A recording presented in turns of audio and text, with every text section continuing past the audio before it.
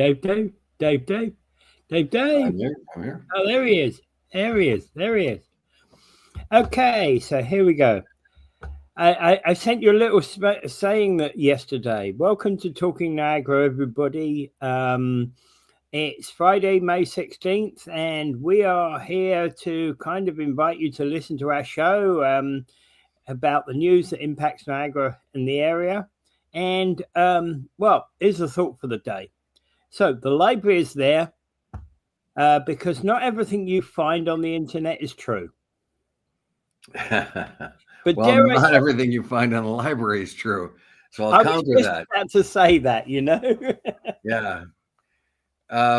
When I talked to the library officials when we were giving money for the renovations of Stanford Library, I asked them about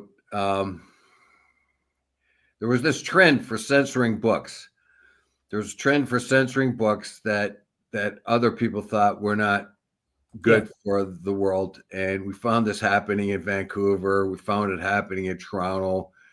We found it happening in university libraries. We found it happening in New York libraries and things like that, where somebody's come along and thought, well, you know, we shouldn't be reading this. You shouldn't be reading Huckleberry Finn or Catcher in the Rye. You shouldn't be reading Mein Kampf or whatever, that kind of thing. So I asked them, I says, is there censorship in our library? Are you excluding books? And they paused for a second. It says, there are 1,000 different ways of getting offended by what you read in this library, but we believe in intellectual freedom. But again, as you quite rightly said, and not everything is true on the internet, but not everything is true in the library either. Yeah, and I really like that answer. They believed in intellectual freedom. Yeah, and that was a hard thing to say these days, because there is a lot, particularly lately, that there is a push against intellectual freedom, and a lot's being said about how Donald Trump is attacking Harvard University. But I told you before that Harvard was really going down that path of censorship in a certain area.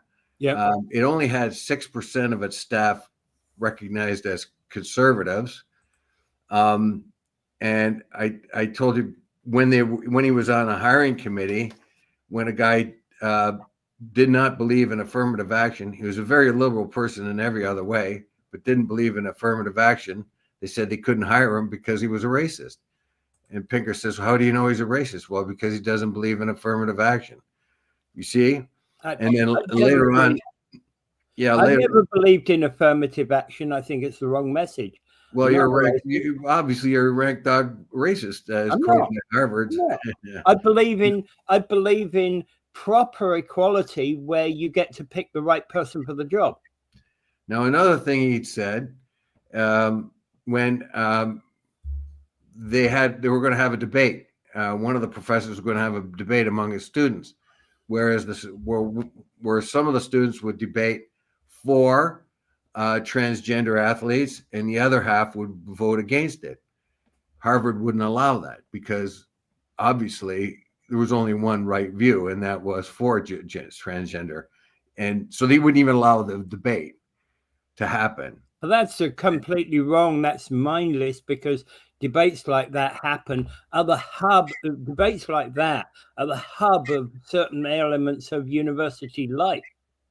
Yes. Now, on the other hand, we find that there's all kinds of books being banned by the right in schools, books you can and cannot read. They're doing that thing too. So you have this on the left and the right. You have these efforts to ban books and that kind of thing. Now, don't confuse that with what's age appropriate. I mean, that kind of thing either. But yeah, so basically, in among even printed literature, you can get every kind of great article about everything, and you can get just rubbish too, you know. So you can find a Mein Kampf, you know, and you Age can find appropriateness Einstein's dissertations. You know, see, age appropriateness is something that is, is entirely, really, in my view, up to the parents of the child that's going to do the reading. Obviously, I wouldn't allow my child to, when he was under 18, to have, picked up pornographic type literature, but you other did than it behind your back anyway, Bob. probably, but other than that, it's like, for me, it's like, oh, no, go to the library, get what you want. Doesn't have to be in the child's section.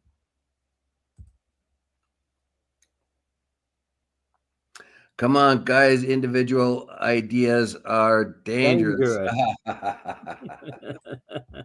Yeah, well, we'll start off with culling you, shall we, Mike? Yeah. Well, my issue basically is that we find this tendency for censorship on both sides.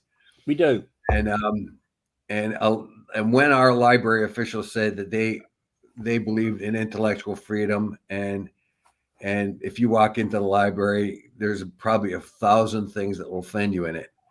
But they believed in intellectual freedom, and it wasn't about they were about the ones to decide what's offensive and what's not, and what should be read and what shouldn't be. Yeah. So I felt pretty comfortable when I heard that. Yeah. All right, moving on. 50-year-old homeless woman is being begged not to be moved from her spot on the corner of Berryman and Richmond Avenues in St. Catharines. We're going to find more and more of this. Yeah, we are. You know? We are. We're going to find more and more of this. This is absolutely true. Apparently, she spent time clearing this place up. Although, when I looked up Berryman and Richmond Avenues, and basically, it is. If you look the other way, it's all entirely. If you look at one direction, it's all entirely houses. If you look in the other direction, you've got a patch of greenery, behind a set of trees that protects the houses from the industrial land further up. Yeah, well, that whole area is a old neighborhoods and industrial parks. Like a lot of that industry. Oh yeah, has been closed up. I worked in there once on and off as a contractor in some of the places around there. Most of them are all boarded up and off to China. I'm not denying that. Dave. I think the key factor here is it's right next to residential areas. The actual the strip, as far as I can tell, is actually a strip between what in the summer is kind of bushes on the one side, very fertile bushes on the one side and trees on the other side. But in the winter, it's kind of all dies down. And of course, she's in plain sight of everybody. Well, yeah. And the trouble is she's going to attract more people. Yeah. If she's there, others are going to be there. Absolutely. Yeah. Yeah. Now, the city can't get rid of a whole community of homeless people unless they have places for them to go. Remember the judge, what was it in Waterloo or something, or was it in Guelph? Guelph, yeah. Said, yeah, you can't, if you've got no place to put them, you can't get rid of them. So the city is wisely, in their mind, getting her out of there before it attracts more people to that area. And they could do it while saying, yeah, well, we have places and shelters for her to go. This is very sad for her, of course. She does not ever see herself being anything but a homeless person, and she wants to be comfortable in her homelessness. Yeah. Well, the question here, of course, is that this is one of these things where the the issue is felt by the local city here, in this case, St. Catharines, but responsibility for housing and shelters falls to Niagara region. But that said, they're obviously all localized. There are helplines available, but things like Niagara Eviction and Housing Loss Prevention Center is not going to help her because she doesn't have housing, right? And neither is, and maybe the Niagara Assertive Street Outreach Association might actually work. Yeah, maybe. Because they actively engage unsheltered individuals to help transition them to safer accommodation. Well, it's just going to be a growing problem as we see. Yeah. And we are already, they feel that the city officials feel there's really no choice. I mean, we've had this debate here. We see what's happening at Summer Street and Buchanan Street. Anytime you drive by there, it sure doesn't look any good. There's people just hanging around there with all their junk all strewn out all over the place. Cops are quite often there. I know every Monday I drive by it and twice, and it's always the same story, Yeah, you got to be careful too, because the people there tend to ignore the traffic when they cross the roads. So you have to be careful sometimes. I get that. Yeah. And actually, that is, I don't know where I was, but I was driving down the road in St. Catharines, and there was this guy with actually not one but two trolleys, just basically weaving in and out of everything. He's heading across the road left to right. Before he hits the curb, he's now turning back and going right to left. Right, just everywhere. But thankfully, they're not the majority of homeless people. This guy was obviously out of his brain. Yeah. Almost a guy ran in front of me at Montrose and Lundy's Lane. I was about to headed for the left turn lane on Lundy's Lane, turning left on Montrose. Yeah. I was heading east, and this guy just dashed between the cars and like he wanted to go across the street instead of going a few extra feet to the light. He wanted to dash through it, and he just suddenly appeared in front of me, and I was so glad I was going slow, and so I could hit the brakes and he could run by. But holy crap! I think myself, jeez, buddy, jeez. He's got a smoke out of his mouth and I don't know. Yeah. Anyway, some people get a death wish. Yeah, I'm glad you don't see many of them. Okay, so moving on. CBC and radio. Hang on, we got a couple of comments I missed on that one. Betty's saying she doesn't know the area. Yeah, it's in the it's up by the, what do you call it? It's where the industrial area is, isn't it? Yeah, it's still industrial area. North of Eastchester, isn't it? Yeah, I used to go there and work in some of those now closed down factories. So yeah, this is an area, exactly. It's an area that's off of Welland Avenue to the north and Queenston to the south. And in the north end of it, Berryman is actually very industrial. It comes across that kind of railway line, isn't it? That divides the industrial from the residential. Yeah, and I used to go down that all the time. Yeah, I used to go down Berryman. Actually, I used it as a shortcut to get to the hospital. Exactly. Years ago, when I had 3 kids born in that hospital there, and I would use Berryman to get there. It was an easier way to get to the hospital. Yeah, because you come off the QEW down Welland Avenue, and then it's your right hand turn to the hospital. Yeah, it's hardly used today. Well, it's actually used by used by the industrial area today. Hardly anything else goes through there. Yeah, but there is the old residential areas farther up there too. So there, and that's an old, as you said, an old residential area. It's traditional, been there for years. There's probably hardly a new house there at all, right? But where in the section where she wants to set up camp, that's purely, purely residential, that side. Well, that's why she picked that side. Exactly. Anyway, yeah. Okay, so moving. Okay, Mike's saying, see the property taxes the other day. They're like a mortgage payment. Yeah. Yeah, they are right here. How much has it gone up? It. You probably can't tell from that note.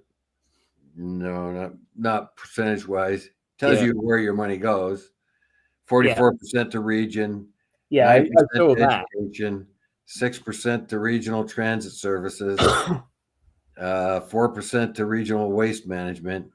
So if you didn't like one of those services, for example, and you disagreed with that you should pay for that service, you can't lock 6% off your tax payment.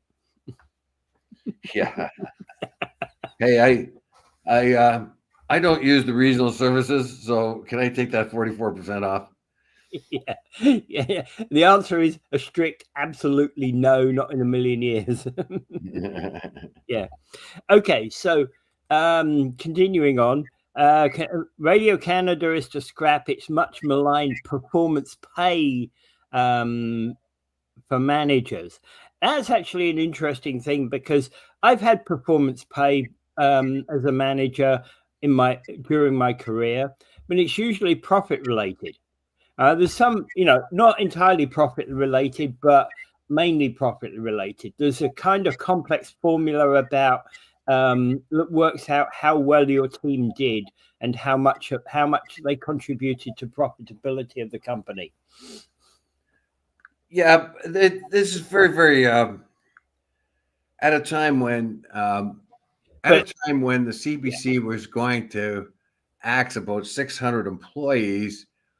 They were giving themselves these performance bonuses. Basically, they say, well, they're not bonuses. They're performance incentives. I tell you, if you're a person that is in charge of something and they get the performance bonus, why do you need that incentive? Can't they do their job on their own? In other words, they're only going to put metal to the pedal, basically, or pedal to the metal, if they know they're going to get that damn bonus. Like they absolutely know they're going to get the bonus every year anyway. It's all fixed so that they do. Yeah. And in any case, where does a performance bonus lie with a public corporation like CBC? Well, the performance bonuses, they say they use them in other government departments as if to say, yeah, you can make a base rate, but if you really do your job the way you should do it, we'll give you a bonus. Yeah. I think that bonus part is supposed to be optional, but they get it every year. And the whole idea is they know once somebody gets into the public sector, they're almost impossible to get rid of. Yeah. And what happens in the public sector so often is people just don't do a whole lot. Yeah. They do half as much for they get paid twice as much for doing half as much as somebody in the private sector. So to get them to do their job, they have to have this added performance bonus. Like they can withhold that performance bonus if you don't do your job like you're supposed to do your job. I mean, I could just see this myself. I could go on the job and working on some big piece of equipment in the steel mill, and then just kind of demanding a performance bonus, or I'm not going to put this thing together. Yeah. I'm going to leave it half done. Okay, Wheeler, go and don't come back. Here's what I could see about that performance bonus is, well, what you do is you now get a temp worker in while you sit there and just fiddle your thumbs, right? I'm sure a lot of that goes on, but performance is hilarious when it comes to government. Yes. Performance bonus. I know somebody that got a summer job at the MTO one year, and it was good pay and good everything, but they didn't do anything, and they just had meeting after meeting, and they couldn't make a decision on anything. And so for the whole summer, that's what it was. They did minor things. A little later on, the next year, when they could have gone back there, they refused and went to some place where they would actually work and get some work experience. So there you go. Yeah, and that's typical. It's like, okay, there's many organizations that you go to meeting after meeting after meeting, and many some of them even commercial organizations that you do that kind of thing. But usually most commercial organizations will say, yeah, well, we've had 3 meetings on this, enough's enough, let's make a decision and move on. Yeah, and the last engineer I worked for at OPG, he was when they were going about to close Nanticoke Power Station in a couple of years. He did not want to continue to work with OPG. Yeah, he said he'd be slotted into a room full of engineers and be shuffled sideways here and there, and there would be too much work for too many, or too little work for too many engineers, because they don't get rid of anybody. So they had they had Lakeview, and they had Nanticoke, and a couple other smaller stations closed down, and all these people get slotted into nuclear, and they're in the office, and there's just layers and layers of people doing tiny bits of work because they don't want to get rid of anybody. Yeah. But they never find a way of moving up or down, or you know what I mean? You can't move down, but they just move sideways. And it was no challenge. And even though it was secure money for the rest of his life, he just couldn't see himself doing such mindless work. It was, yeah, exactly. It's the mindless aspect of it. Okay, so this is a thing I throw in there because I thought it was actually Niagara Falls, Ontario, until I looked at the article, and I found it was Niagara Falls, New York. But I noticed that Niagara Falls, New York are looking at cutting their hotel occupancy tax by about 50%. Yeah, I think Niagara Falls, New York, I don't think you'll see that happening on this side.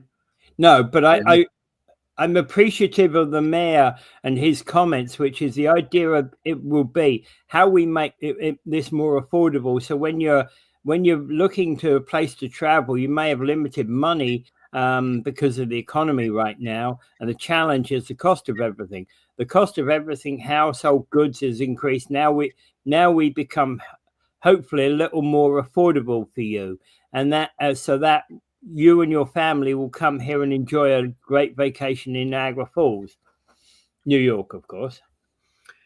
Yeah, and we might find what'll happen on our side of the river. Basically, if the people aren't coming, they'll just reduce the rates slightly. They do that.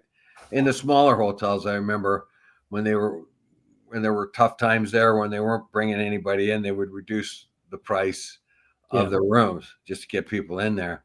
But of course, they would charge maximum price when there's lots of people. Yeah.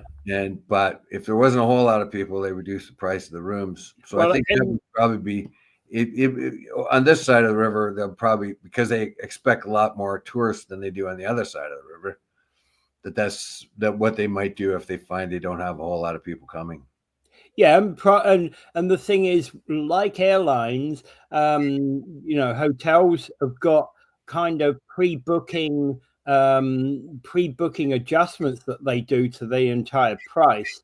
So as you're booking ahead, if you're 3 months ahead, the price will be up or down based upon how much percentage of that hotel is fully booked. Even 3 months out, that could affect the price that you're booking at.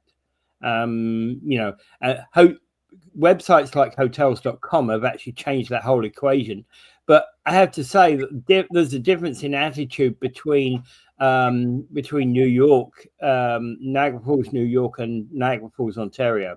Because Niagara Falls, Ontario, there's no consideration for things like that. It's summer, we're putting the price up, full stop, end of story. Oh, no, the idea here is to squeeze every last dime out of the tourists as possible. There is no mercy. There is no. They know they have. They know they have Niagara Falls, and there's going to be always lots of people coming to see it, so they don't have to really worry about return business.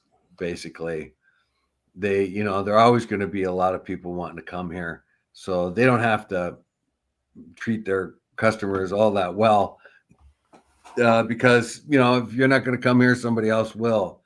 This is like different. Like when you see these smaller tourist areas, like one in Maine, I was looking at, and some of the ones that relied on Canadians to go to areas in Maine or someplace like that, small tourist areas, where they always have a very good rapport with the people that keep coming there every year. Yeah, like it there.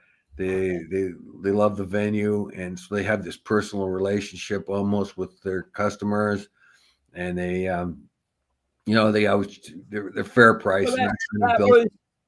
That was like when I was a kid. Many people, we didn't as a family, many people would go to the same resort every year, same place every year. So they'd have a deal. They'd be, they're leaving and they'd be booking up next year's holiday. So will you be back on the second week of July next year? Yes, we will. We enjoyed the stay. Can we book it now? And they'd pay a small percentage down, let's say 10% down or something, just to make that booking. Just to hold it, yeah. Yeah, just to hold it. Mm-hmm. And they just come back year after year after year. There's plenty of people would do that. A lot of my friends used to do that at school. We never did. Well, yeah, if you find a good place to go and it's reasonable and you afford it, and if you got kids too, you got to remember kids can have fun anywhere, so you don't have to be a fancy place. Yeah. Oh yeah, absolutely. Yeah, a bit of sand, a bit of water, and kids will have fun. Mm-hmm. All right. That's it. Yeah. Okay. So moving on. Trump meets Syria's al-Sharaa. He's the new man in Damascus. Yeah, it's a very interesting story. Giuliani was another name he had, and for a while he was a devout jihadist. There was, until very recently, there was a $10 million bounty on his head. Yeah, the United States was going to pay anybody $10 million if they knocked this guy off. And now here was a guy that they had a $10 million bounty on his head. He was that dangerous. Now he's shaking hands with Donald Trump, the president of the United States. So we have to wonder what's going on here. Why is this? And basically, it is really a larger campaign, according to the people I read or listen to anyway, a larger campaign to seduce, not really seduce, but to connect strongly with the big oil producing regions like Qatar, Oman, Bahrain, the UAE, probably Kuwait, and of course Saudi Arabia. He's trying to make very strong connections with the leaders, and they're all strongman leaders. There is no democracy in any of these countries. Yeah. So he's trying to make those connections. And as we know, the Qataris have offered him a plane that worth $400 million. Plus, they've made an order for Boeing jets, like a huge, and they've invested in his Bitcoin thing and all kinds of other things to get on his side and get him to do what they want. And obviously what they want is Syria to bounce back. Syria was a conduit from Iran into Lebanon, into to Hezbollah and to Hamas, and right down through into the Houthi areas of Yemen. So what they want is they want to get Syria back on its feet. They want it. They want it as a bulwark against Iranian aggression. There is still a large ISIS force in central eastern Syria. They'll need the Syrians to help them get rid of that. And there's also all kinds of, so they want that. They want that on the side. Remember, the Turks are getting edgy on the north side of north side of Syria as well. And all these areas, these are all very explosive areas. And what they want is some sort of stability going forward. And of course, the carrot is the connections with Israel and peace with Israel. But because of what has gone on in Gaza right now, they're ignoring Israel in this whole thing. Israel's not playing a part in one bit. They're being shut out of the whole negotiations. Unlike the other Abrahamic Accords that happened in his first term, this time they're just being shut out, and the United States is building relationships with the Gulf and Saudi nations. And basically, the Saudis, the Turks were there when they shook hands, and Trump's asked al-Sharaa, al-Sharaa, to deport Palestinians that it describes as terrorists, and to actually make movements to sign the Abrahamic Accords with Israel, and to assume responsibility for ISIS detention centers in northeast Syria. Yeah, so he's getting there are conditions for this. The sanctions are dropped. The $10 million on his head is being dropped, and there are plans set afoot to sort of stabilize the area. And Trump feels pretty good about this guy. He's a very, very skillful commander, obviously. That he's been able to build himself up to the point where he's actually the number one guy in Syria. But there still is that idea of a Palestinian homeland. And even though there are other nations were getting very frustrated at the Palestinians for not making a deal when they could have made a deal, they can't turn their back on them right now because the Arab Street is extremely angry about what's going on in Gaza and the West Bank. And the Israelis seem to know that they only have a certain amount of time to scoop as much land as they can, and they're working on that very fast right now. They're worried that the United States is going to finally put the foot down and say, you can't do any more. And so they're going to scoop as much as they can and do as much damage to Gaza as they possibly can before that happens. But the whole thing is now they have Donald Trump on their side, right? Yeah. They give him a nice big plane. They made all kinds of investments in the United States, bought into his Bitcoin, world liberty Bitcoin thing. God, what a con man this guy is. Anyway, and they know it too. They know it. They know that's wasted money. But we're gonna buy X amount of world liberty Bitcoin, because we believe in it with their fingers crossed, But that will buy us a place at the table. Yeah, exactly. Okay. Any comments on that one? No. All right. So moving on, Airbus is opening a new helicopter distribution center in Niagara Falls. Yeah. So I don't know where this is yet. It's very close to. It's only about 15 minutes down the road from their other facilities, and it's close.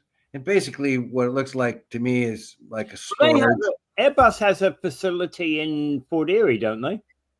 That's right. That's where this new place is going to go. Nearly 2,000 square meters. Yeah.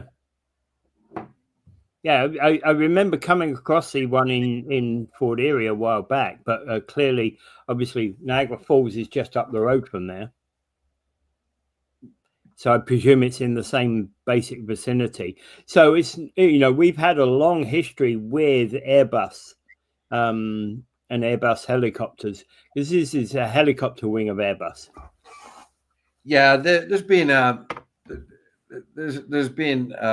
helicopter plant there for a long, or anything to do with manufacturing of airplane or helicopter parts has been there for a very long time.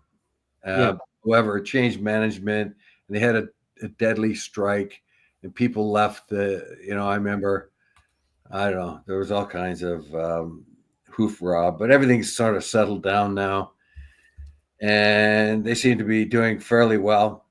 Although, like I said, there was a whole lot of bitterness when the previous company sold that stuff over and eliminated and reduced the amount of hourly wages the union had been making, So, but anyway, that all seems to have gone under the water under the bridge, and so this whole place seems to be just a place they're going to store stuff.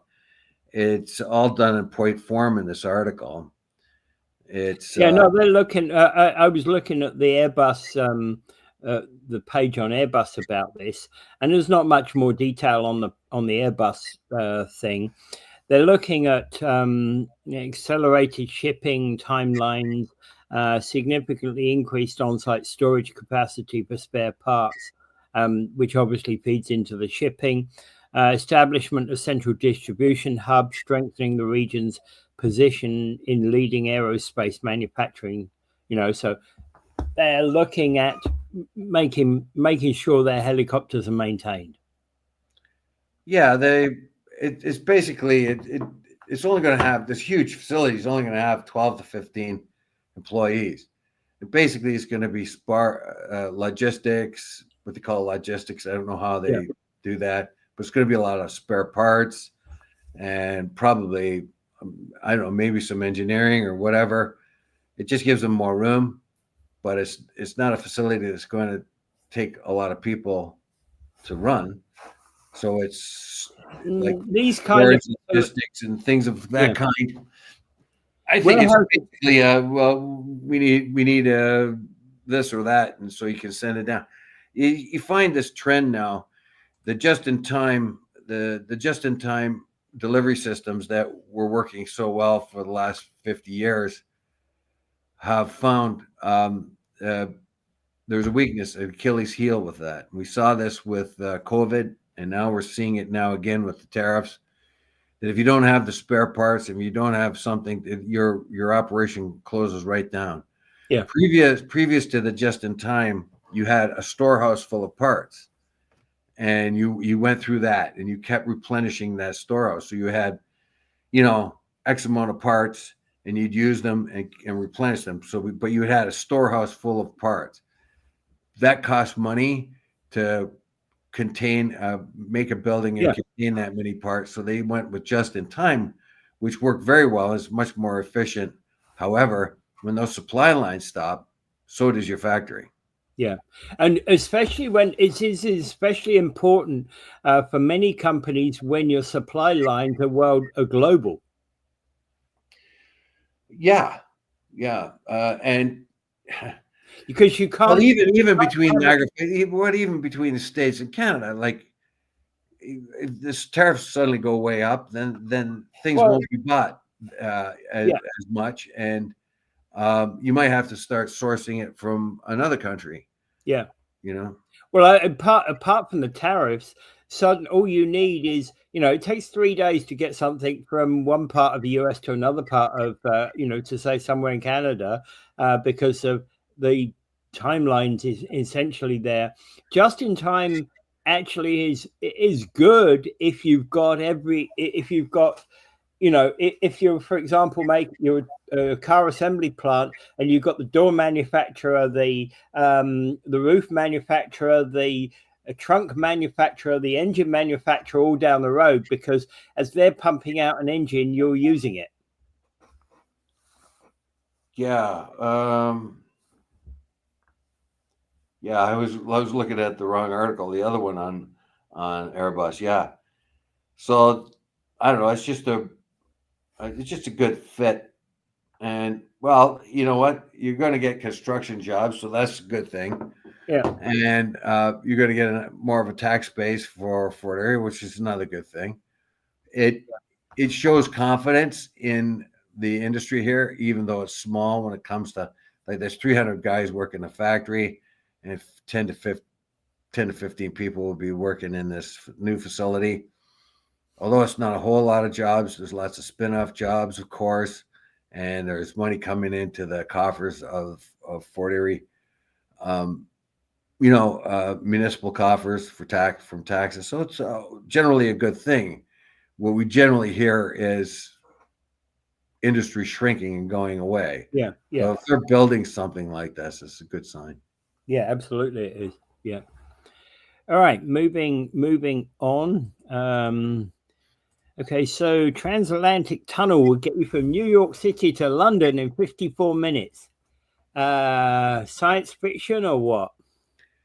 Oh, it is science fiction.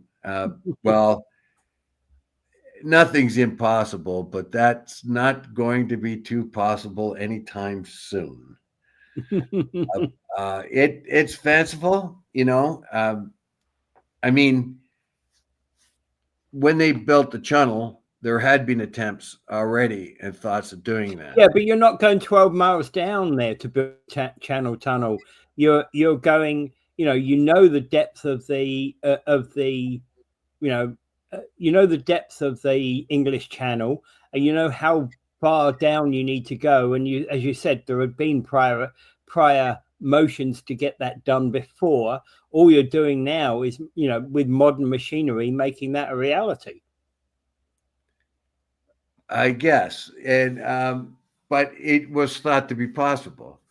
There was early attempts at the Suez Canal and the Panama Canal, but even though they didn't work their first few times, everyone knew it was possible. This is impossible.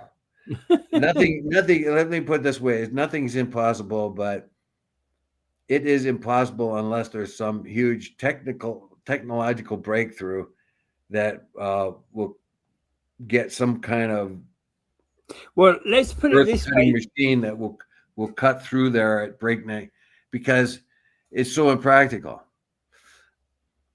Well, let's put it this way: one thing that is not going to happen is the bottom of the ocean is how far down? 12 miles. Right? Yeah. Mm-hmm. You're not going to drop. You're not. One of the things you're not going to do is start out of London and go, boom, drop 12 miles as you go off the continental shelf. Like a roller coaster. Yeah. Yeah. You're not going to do a roller coaster ride. Mm-hmm. So this is something. It's not going 12 miles deep. This is going to go. This is going to be like a tube extended across the Atlantic, like the telecom cables of old. Yeah. So if you got a lot of big floating tubes, maybe secured by anchors or whatever, I don't know. It just seems to be like the reason why it's fanciful. Yeah. Very fanciful, because right now you cannot find the kind of money to invest in anything like that at all. It's just not going to happen. Yeah. Now you could go from Newfoundland to Iceland to Ireland and then Britain, that kind of way. You could build it in sections, if you will. It's probably faster going across the top there, but the very idea that it's going to happen in our lifetime is not very likely at all. Yeah, but again, is it going to happen? We're old men, Is it going to happen in the lifetime of somebody who's in their 20s and 30s? Only if someone can make a business case for it that makes sense to somebody to invest in that long enough term. But It would be a combination of governments and private business.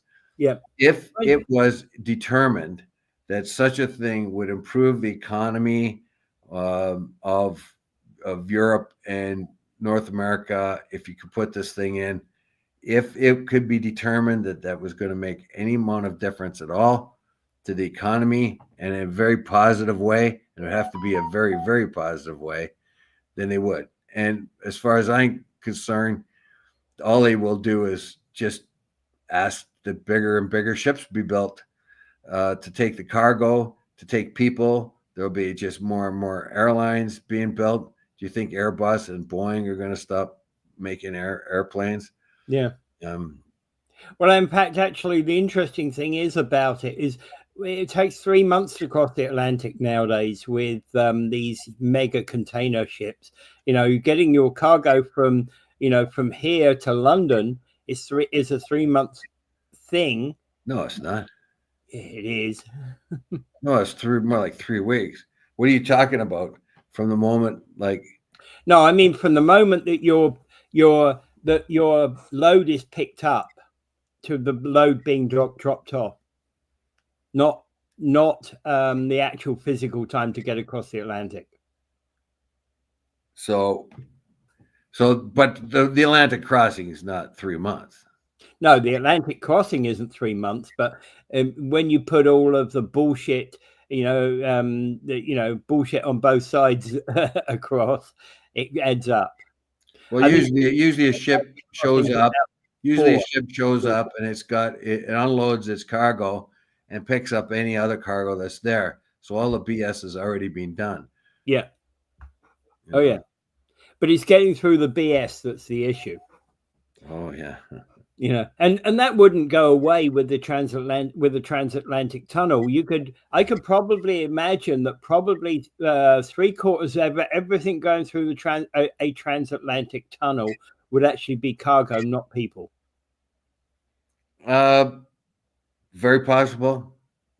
Combination of, who knows, how much cargo goes through the channel? Yeah, a fair amount. Yeah, don't know. I don't know. Not seen statistics on that, sir. But you're probably right. It's largely a lot of a lot of cargo will go through the tunnel.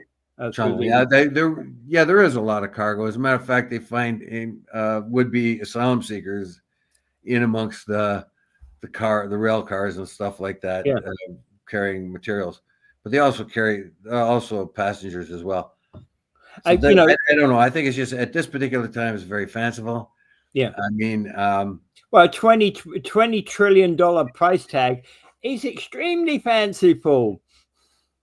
Yes. Who's going to come up with that kind of coinage? Yeah. Every government, the Canadian government, the U.S. government, the British government, every Western government there is deep in debt. They're up to their eyeballs in debt. And they just keep getting more and more in debt. So how are they going to come up with some coin? They're going to go to the bankers and say, hey, we want $20 trillion. The bankers can say, how about paying down your debt a little bit first before you get another 20,000?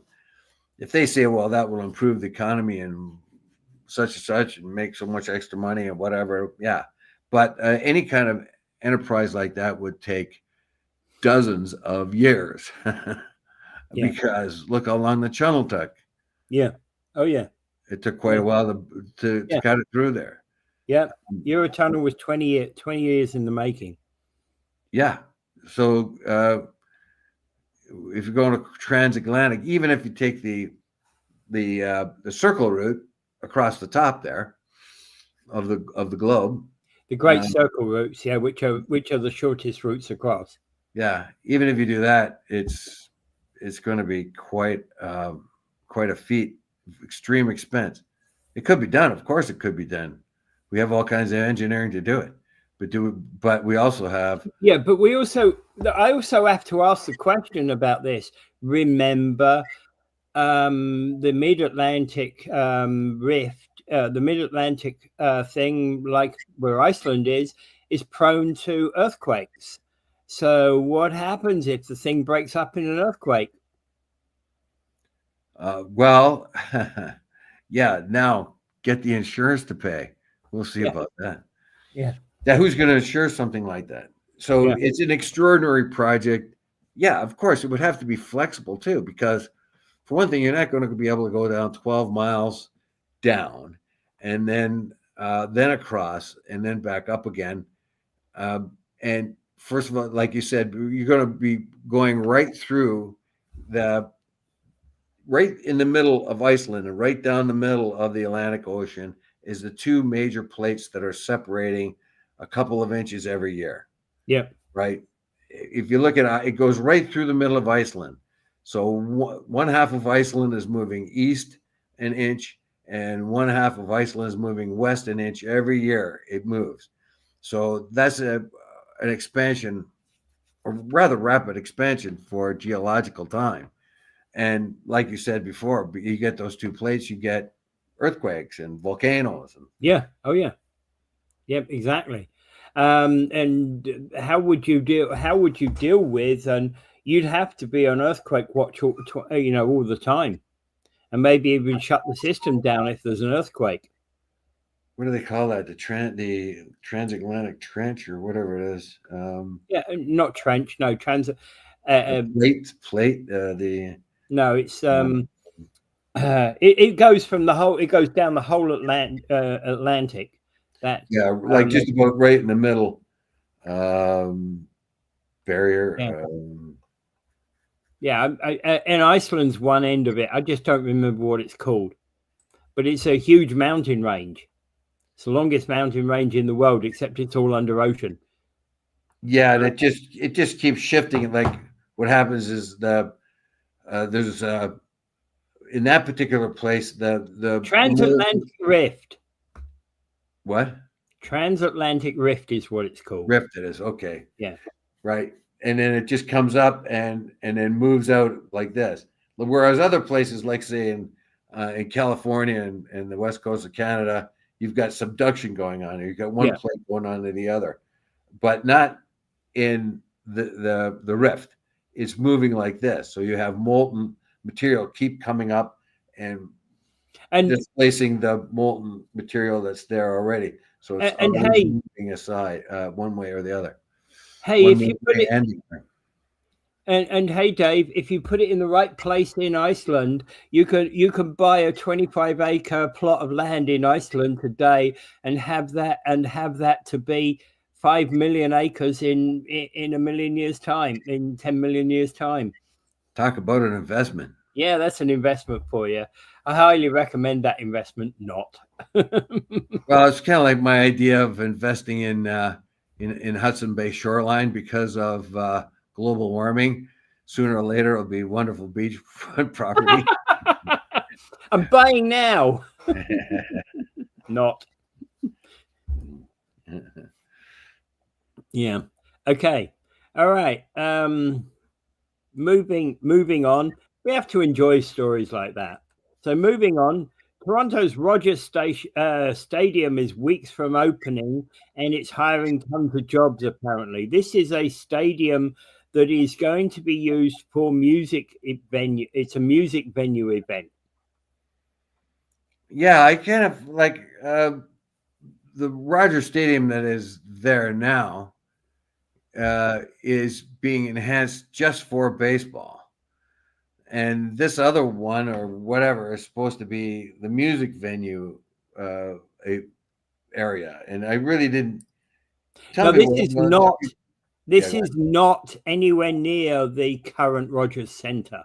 Yeah. So why didn't they change the name to it? Why did they? It makes it confusing. When I'm trying to read up and look at other parts and all I can get basically is what they've done to revamp the existing Rogers Stadium and arena or whatever it is, Skydome. I don't know. Keeps called it by Skydome, yeah. And pretty much all they do is keep revamping that, what they want to do is just revamp it, basically, so it's a superb baseball field, one that's completely and almost completely devoted to baseball and the views for a baseball performer. And there will the Argos have moved this for rock musical performances and other performances. Yeah. So I guess that the Argos have moved completely from Rogers Centre. Yeah, they're in the CNE. Yeah. So they're doubling up with Toronto FC, or is that a different stadium again? It might be the same one. Out near Exhibition. Yeah, I don't know. The Argos play right there, right on the lakeshore. As I believe. Exhibition. Yeah. So they share the stadium with Toronto FC, which is not ideal. Well, they have different seasons, and football games happen once a week, basically. Like football games happen once, maybe twice a week. It's not like a baseball, where baseball you can get a lot of baseball games going on over the year. I forget how many in a season. There's a lot, and so you're going to get 162 in the season. Yeah, and half of those are at home. Yeah, and so you're one of the parts of this article is that you can't set up a music venue. It would be a perfect place for a music venue and all that, but during baseball season and all that, it takes a couple of days. There's going to be a couple of days show, whatever Taylor Swift shows up. She's going to do 3-day concert, takes up the Sky Dome for 3 days. It takes a day to set them up, a day or two to set them up, a day or two to drag down the set and move it. So you can't use their field for a week. And it would have to coincide with with like a West Coast road trip for the Blue Jays, right? Yeah, so that's where they have this other venue going on. Yeah, and I'm not entirely sure where this new stadium is going to be. No, it wasn't like I was looking. I could see the helicopter view of it. Okay. I do know where it's going to be. Just read this piece. Okay. It's the former Downsview Airport lands. Yeah, they did say that. Yeah. There you go. Wow, so actually, Downsview Airport Lands is one of the areas that's being developed for other things now, because that airport's been completely closed. Yeah. Well. So that's YZD done. Yeah, there you go. Yeah. All right. Well, it's kind of, I kind of threw that in because I wanted to put it at the end. It's unusual to see a music venue, but,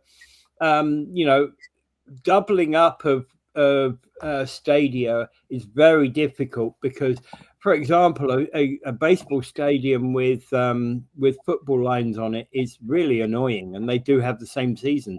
The CFL operates during the summer. The MLB operates during the summer. Yeah, but I'm just kind of looking at where this is in compared to the. Yeah, there we go. Oh well, that was kind of a blip in the wrong direction. I wonder what happened to him. But we're at 8:01.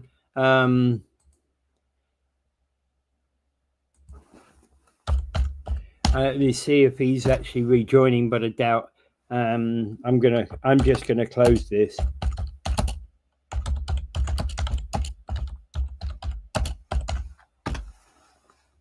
Right. Okay. So I've just told him I'm gonna close it. Yeah, so there we go. It's 8:01 anyway, 8:02 now.